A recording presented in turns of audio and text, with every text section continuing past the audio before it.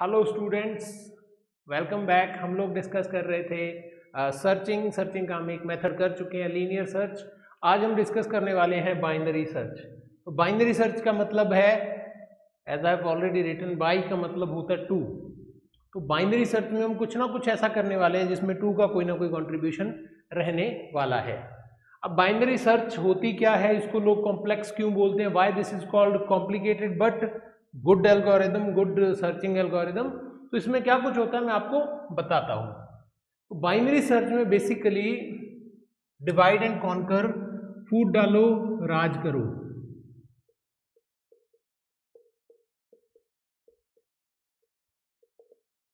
ये वाला मेथड चलता है, ये वाला कॉन्सेप्ट चलता है। डिवाइड एंड कॉन्कर टेक्निक के अंदर होता क्या है, डिवाइड एंड कॉन्कर टेक्निक के अंदर हम एक मेजर प्रॉब्लम को ब्रेक कर देते हैं इन सब प्रॉब्लम्स। अब हमें पता है बाइनरी मतलब हम एक बड़ी प्रॉब्लम को दो टुकड़ों में तोड़ देंगे। अब इसमें करते क्या है हम, लेट्स से हमारे पास एक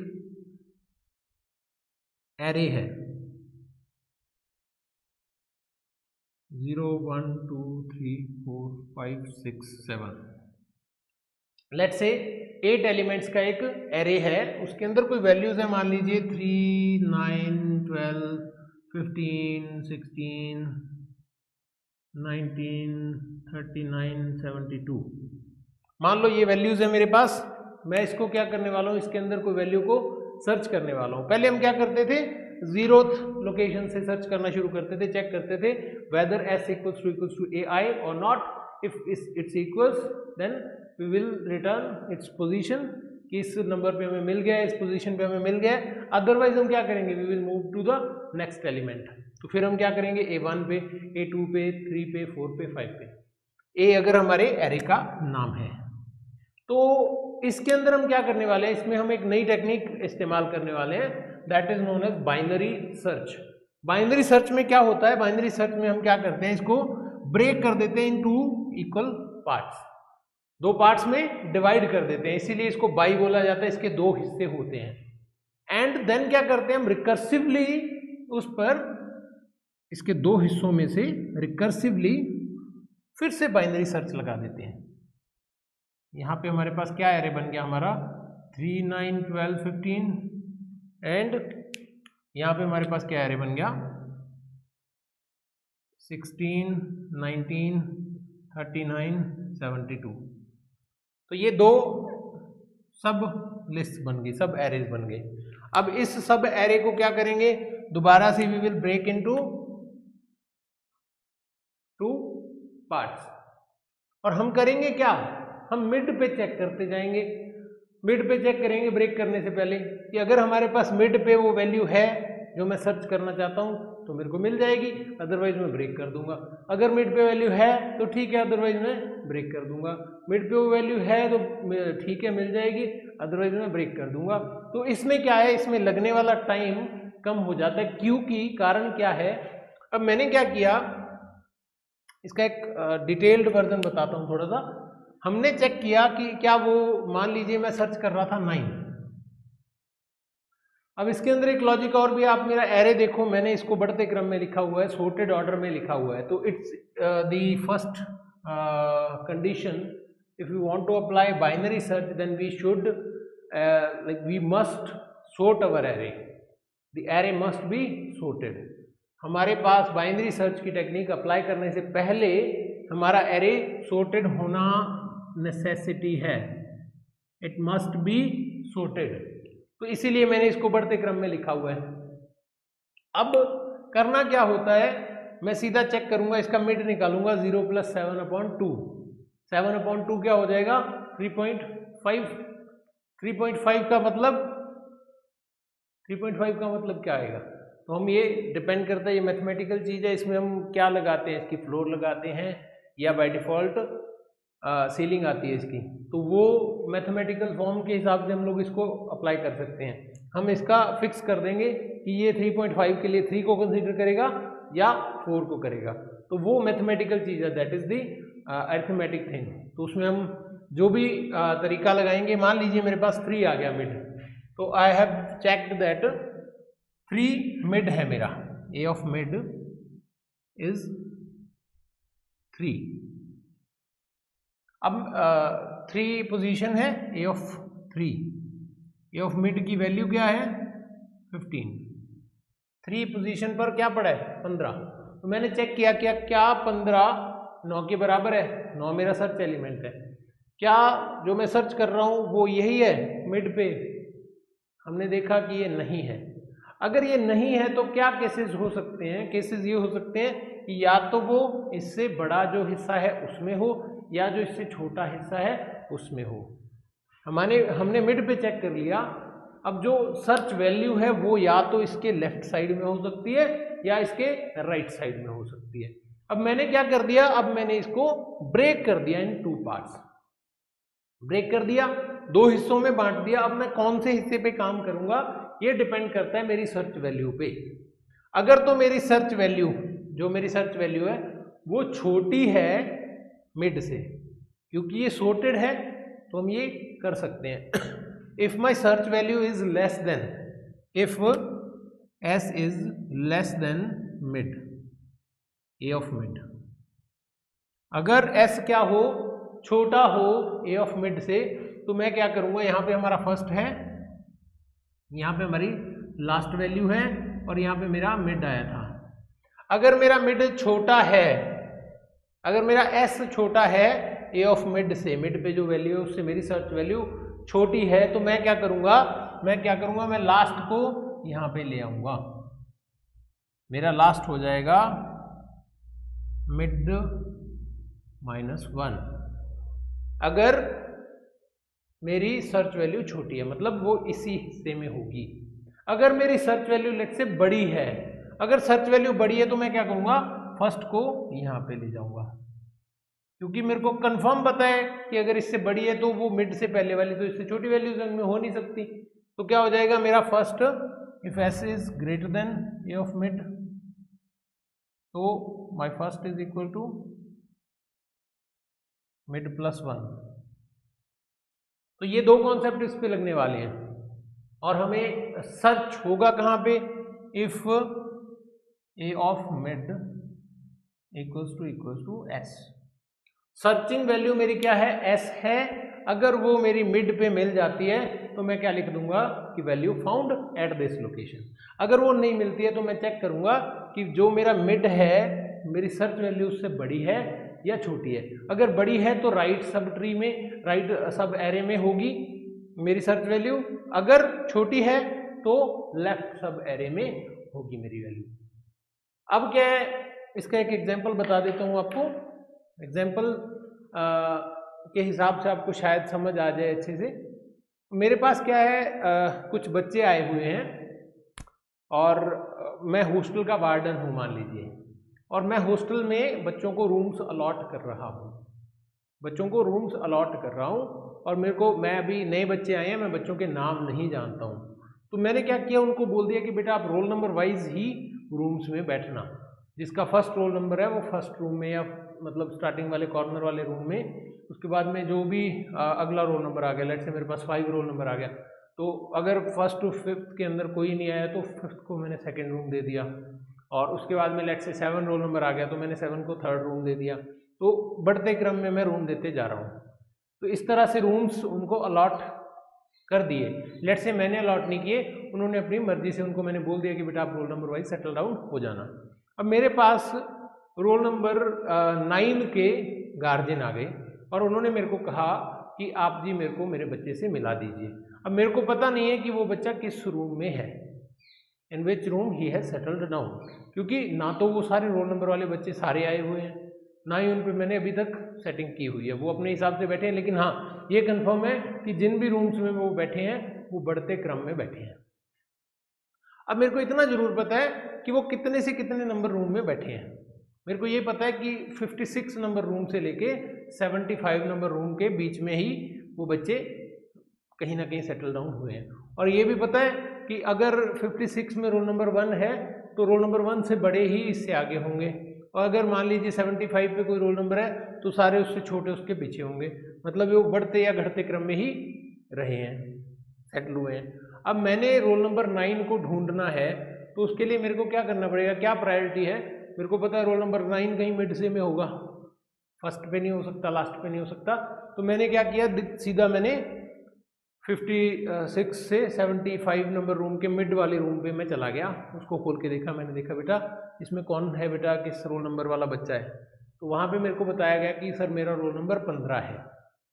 अब उस रूम में अगर रोल नंबर 15 है तो उससे अगले में क्या कौन होंगे, क्योंकि वो बढ़ते क्रम में बैठे, उससे अगले में 15 से अगला रोल नंबर हो सकता है, 16 हो सकता है, 17 हो सकता है, 20 हो सकता है, लेकिन मैं किसको ढूंढ रहा हूँ, रोल नंबर 9 को। मतलब इस रूम से आगे वाले रूम्स में मेरे को जाने की जरूरत नहीं है, मैं इससे पिछले पिछले रूम्स में ही जा सकता हूँ।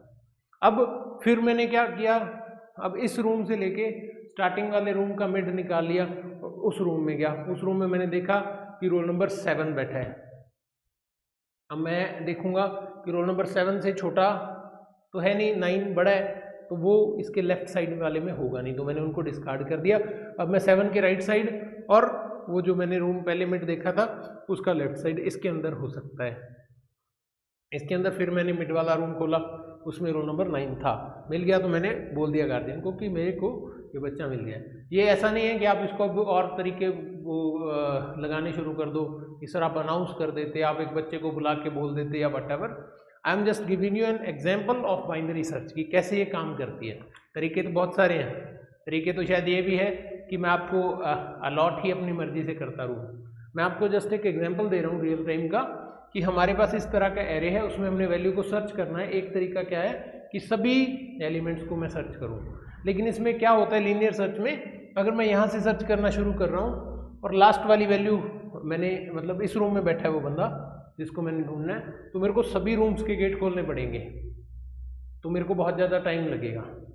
मिड वाले में, इसमें ब्रेक करने वाले में, बाइनरी सर्च में फ़ायदा क्या है कि मैं मिड का रूम खोला, मैंने मिड के रूम में बच्चा नहीं है, लेकिन मेरे को पता चल गया कि इन 4 में तो नहीं है, तो मेरे को इन 4 का तो गेट खोलना ही नहीं पड़ेगा।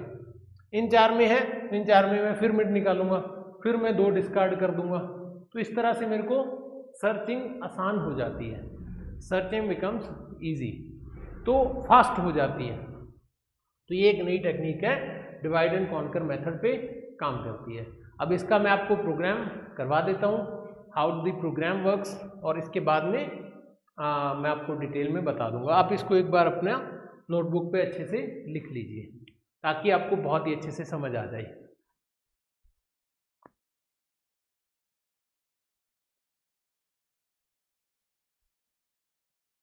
तो अभी इसको रब करते हैं और मैं आपको इसका प्रोग्राम बताता हूँ।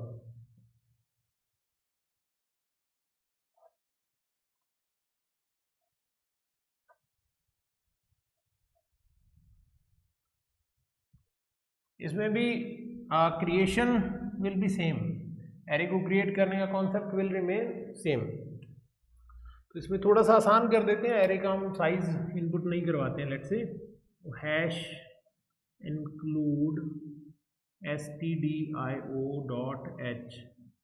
हैश इंक्लूड conio.h void में, इसके अंदर हम इंटीजर्स लेते हैं, इंट एक ले लेते हैं a 10, एक ले लेते हैं i, एक ले लेते हैं s, एक ले लेते हैं first, last, mid. I guess इतने ही होंगे, बाकी still we will recheck upon this, अगर हमें कुछ और चाहिए होगा तो आई विल ऐड हियर। आप भी इसको पहले समझ लेना, देन आप इसको राइट डाउन करना। तो इसके अंदर आते ही हमने क्या करना है, एक एरे इनपुट करवाते हैं, printf enter 10 value to array. अब मैंने इसमें एक स्टेप हटा दिया है, वो स्टेप क्या था, पहले हम साइज इनपुट करवाते थे, एंटर दी साइज, फिर हम एंटर n वैल्यूज कहते थे, तो उसमें थोड़ा ज़्यादा लेंदी हो जाता प्रोग्राम, ये इसमें थोड़ा सा पहले ही प्रोग्राम ये लेंदी है, तो वो वाला हटा दिया मैंने, सीधी 10 वैल्यूज इनपुट करवा रहा हूँ मैं। तो 10 वैल्यूज इनपुट करवाते हैं, 4 i equals to 0, i less than 10, i plus plus, i less than 10, i plus plus. और इसके अंदर हम क्या कर देते हैं, scanf %d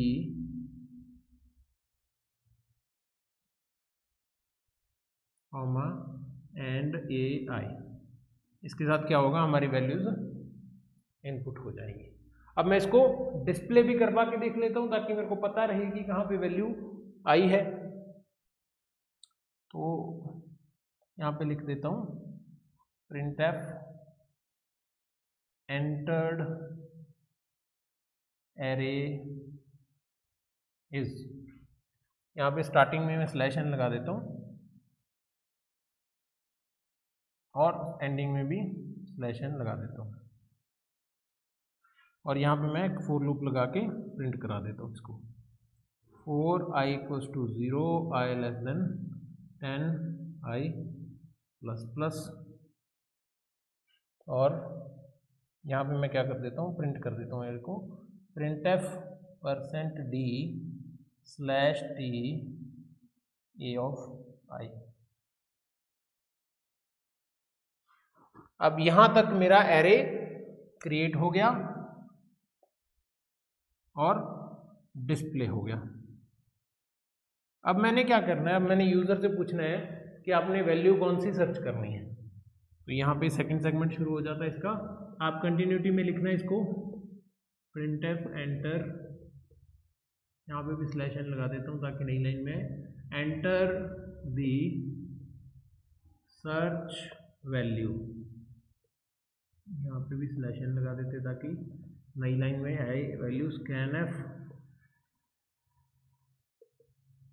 %d and s। तो सर्च वैल्यू इसके अंदर आ गई s के अंदर। अब मैंने क्या करना है, सर्च करने वाला पूरा प्रोग्राम लिखना है। तो सर्च के लिए मेरे को पहले डिफाइन करना पड़ेगा मेरा फर्स्ट क्या है, first equals to 0, last equals to 10 and mid equals to first plus last upon 2। अब मैंने क्या करना है, एक वाइल लूप चलाना है, वाइल जब तक first is less than equals to last, जब तक मेरा फर्स्ट छोटा हो या बराबर हो लास्ट के, तब तक क्या करना है, चेक करना है मैंने if a of mid less than s। अगर मेरा मिड है वो मेरी सर्च वैल्यू से छोटा है, तो मेरी सर्च वैल्यू कहाँ हो सकती है, मिड से आगे आगे हो सकती है। तो मैंने क्या करना है, फर्स्ट को ले जाना है, first equals to mid plus 1, और मिड को दोबारा कैलकुलेट कर देना है, mid equals to first plus last upon 2। First plus last को ब्रैकेट में रख लो यहाँ पे भी। अब ये इफ हो गया, इसके बाद में एल्स इफ आएगा, else if a of mid equals to s। यहाँ पे मैं क्या कर दूंगा, अगर मेरा a of mid पे वैल्यू मिल जाती है तो मैं क्या करूँगा, ब्रेक कर दूंगा।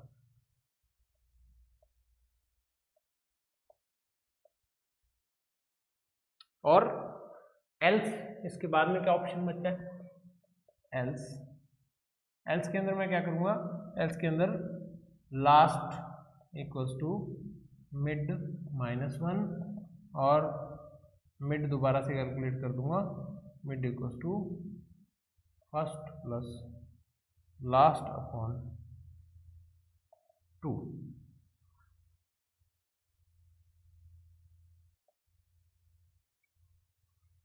मिड आ गया फर्स्ट प्लस लास्ट अपॉन 2।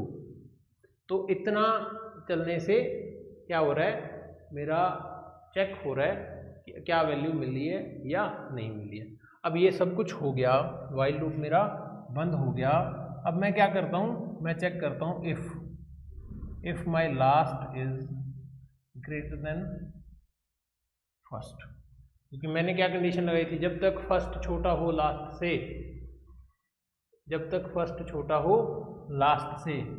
तो मैं क्या चेक करूँगा, अगर मेरा फर्स्ट बड़ा हो गया है, first is greater then last, तो मैं क्या कर दूंगा, प्रिंट कर दूंगा सर्च अनसक्सेसफुल।